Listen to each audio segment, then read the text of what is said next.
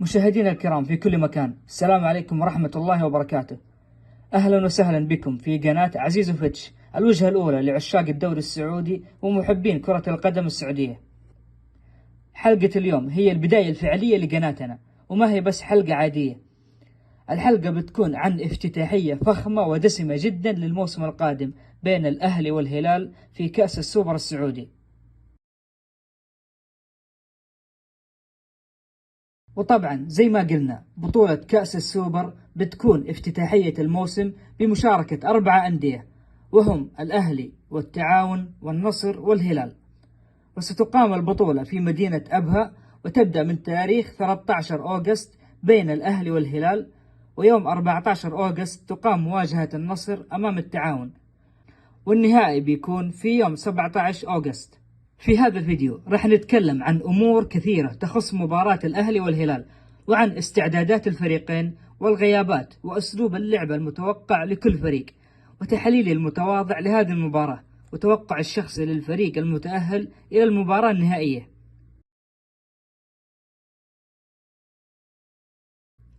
بخصوص استعدادات الفريقين للموسم القادم، الشيء الوحيد اللي اتفقوا فيه الأهلي والهلال في هذا الموسم أنهم ما تعاقدوا مع أي لاعب.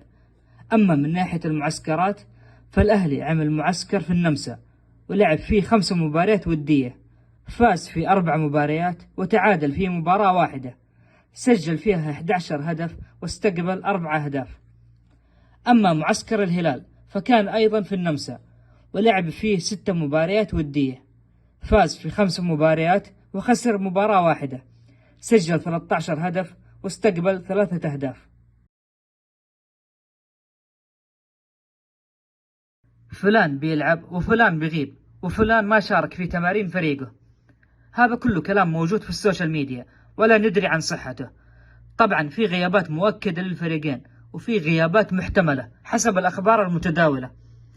فلما نشوف غيابات الهلال المؤكدة في السوبر، وحطوا تحت كلمة مؤكدة مليون خط، فهم 3 لاعبين: البلاهي وكوليبالي ونيمار. أول 2 بسبب حصولهم على بطاقات حمراء في نهائي كأس الملك في الموسم الماضي، والثالث بسبب الإصابة.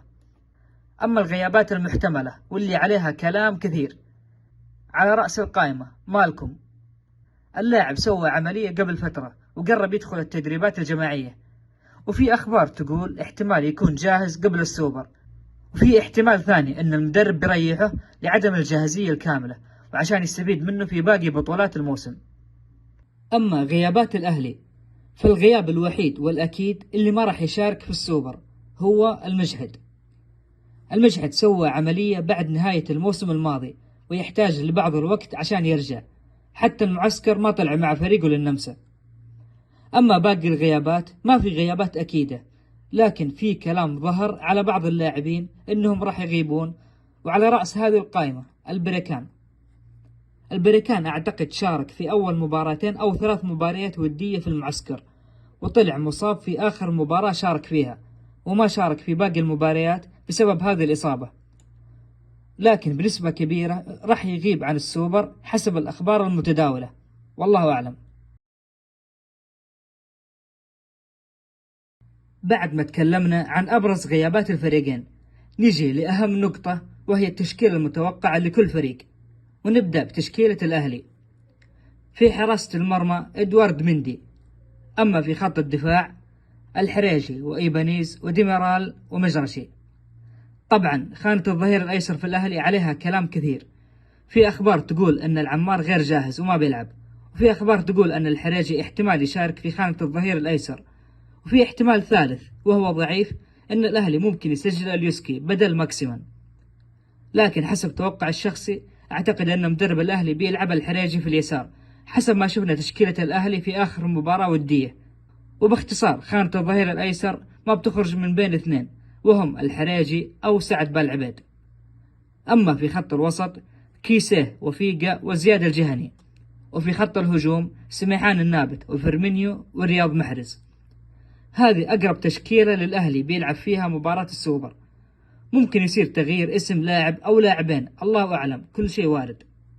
أما تشكيلة الهلال المتوقعة، في حراسة المرمى ياسين بونو، وفي خط الدفاع لودي وتنبكتي وخليفة الدوسري وسعود عبد الحميد.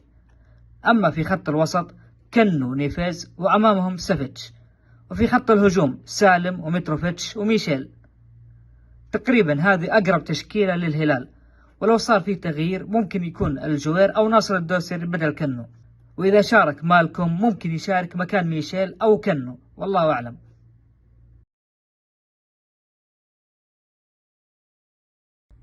بخصوص تحليلي المتواضع لهذه المباراة، في تشابه كبير في خطة الفريقين، وغالبا يلعبون بتشكيلة 4-3-3. عناصر الهلال من وجهة نظري حتى مع الغيابات هي الأفضل، لأن البديل موجود. وما ننسى أن الهلال الأكثر استقرار وبطل الدوري والكاس والسوبر في الموسم الماضي.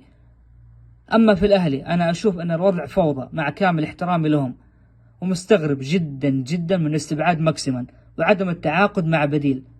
وطالما أنك ما قدرت توفر البديل، كان من الأولى تخلي ماكسيمان يشارك في بطولة السوبر، وبعدها جيب بديل له زي ما سوى الهلال مع ميشيل. راح يشارك في السوبر ويستفيد من اللاعب، وبعد البطولة يسجل نيمار بديل له. طبعا هذا الكلام حسب الأخبار المتداولة. أما من ناحية نقاط القوة في الأهلي، فأنا أشوفها في تحركات رياض محرز وتسديدات كيسيه ورأسيات ديميرال وأبانيز في الكرات العرضية. وإذا كان للأهلي كلمة في هذه المباراة، راح يكون لهم بصمة في نتيجة المباراة حسب توقع الشخصي. أما نقاط القوة في الهلال، فأنا أشوفها في ثنائي الوسط نيفيز وسافيتش، وتحركات سالم وتمركز متروفيتش. وما أنسى جهة اليمين في الهلال بتواجد سعود عبد الحميد، راح يعطي إضافة ممتازة في الهلال. أما من ناحية نقاط الضعف في الفريقين، فأنا أشوف أن الفريقين يعانوا كثير في خط الدفاع، خصوصا الهلال بغياب السناتر الأساسيين وهم البلاهي وكوليبالي. أما الأهلي راح يفتقد ماكسيمان كثير، وتذكروا كلامي. وما أنسى غياب المجحد اللي كان عنصر مهم في وسط الأهلي في الموسم الماضي، بالإضافة إلى غياب البريكان وعدم التعاقد مع مهاجم أجنبي. هذا التحليل الشخصي للفريقين بشكل عام، وكل شيء وارد في هذه المباراة، وممكن يجي الطرد في بداية المباراة أو هدف مبكر لأي فريق يلخبط الموازين. أما من ناحية توقع الشخصي لنتيجة المباراة وبدون عاطفة وحسب المعطيات اللي جالس أشوفها، فالفريق الأقرب للوصول إلى المباراة النهائية، وأتوقع راح يفوز بفارق هدفين 2-0 أو 3-1، هو الهلال.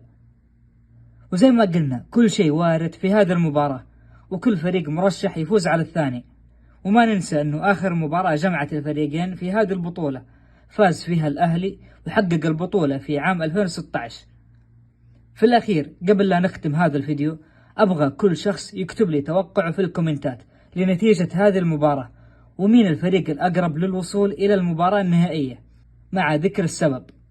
وأتمنى منكم دعم قناتي باللايكات والاشتراكات وتفعيل جرس التنبيهات عشان يوصل لكم كل جديد. والسلام عليكم ورحمة الله وبركاته.